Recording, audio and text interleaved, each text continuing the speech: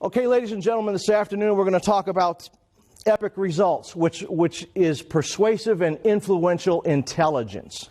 Over my 30-year career working in leadership and management positions for Fortune 100 companies, Philips Petroleum, Motorola, Intel, I have been the beneficiary of a lot of wisdom from senior leaders and executives that I've had the privilege of working under. Many of the things that I've noticed are how the best leaders, they know how to engage other people. They know how to integrate their beliefs and their processes and their thinking with what they want others to bring them into the fold. They also know how to position their value and expertise with other people. They also know how to influence others to bring them into their side of the table. So over the years, I developed a program that I call Epic Results. EPIC stands for Engage, Position, Influence, Convert. This afternoon, I want to focus only on the engagement process of that Epic Results.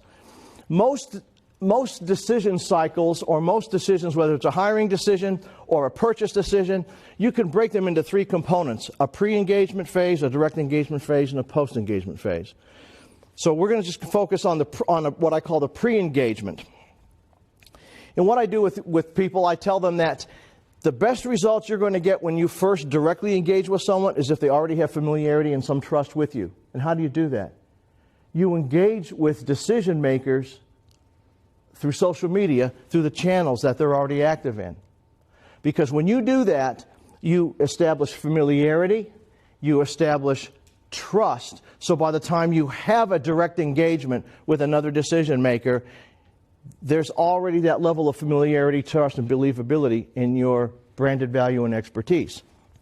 There are three components that I think are critical during this initial pre-engagement phase. One I call the Continuum of Belief.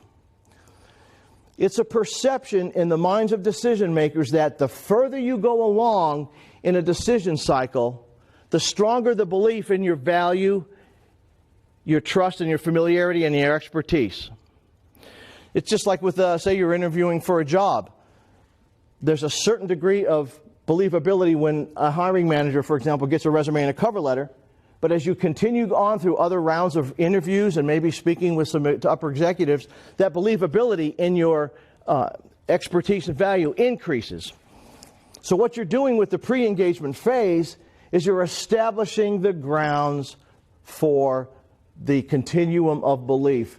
And think of that as an advantage, because most people will enter that decision cycle at the direct engagement phase. You get called in for an interview, that's your first face-to-face contact with a decision maker. But the person who has a pre-engagement strategy, they've already been engaging them on social media where they've established that familiarity and trust. The second thing I want to mention is the brain's capacity for neuroplasticity. The brain can rewire itself based on the repetitive nature of information, especially if they see it in your brand.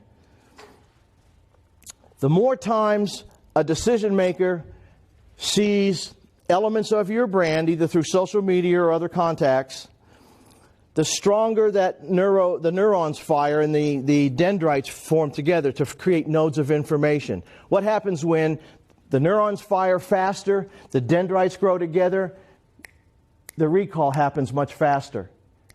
And when that happens, you become top of mind. Top of mind can lead to brand preference. The other element I want to mention is what I call the mindworm contagion. How many people remember the McCoys from the 1960s, the band the McCoys?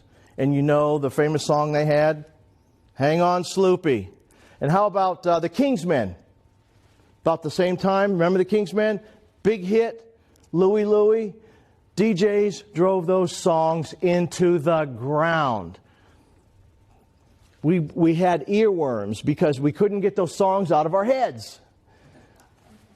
So I created this term called the mindworm contagion. You repeat your brand, you repeat your expertise and your branded value enough times with a decision maker, it becomes a mindworm contagion because it sticks to their mind.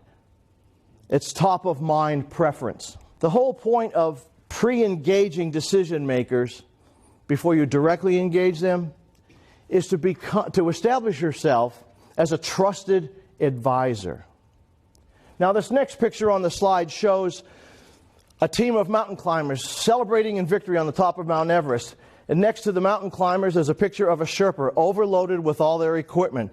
Now, every time I ask this question of audiences, I'll ask, who's the hero in the story? And most of the time, the audiences point to the Sherpa. Wrong answer. The heroes are the people at the top of the mountain celebrating.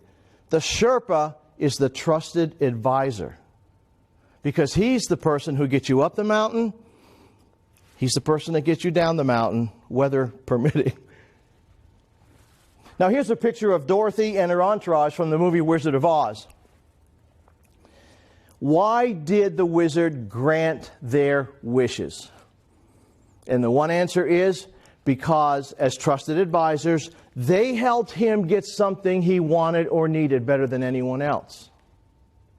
And even when they came up to the doors of the Emerald City, the only reason they got inside was because the gatekeeper recognized Dorothy had something of value, the ruby slippers, but they represented something of value that the wizard wanted or needed.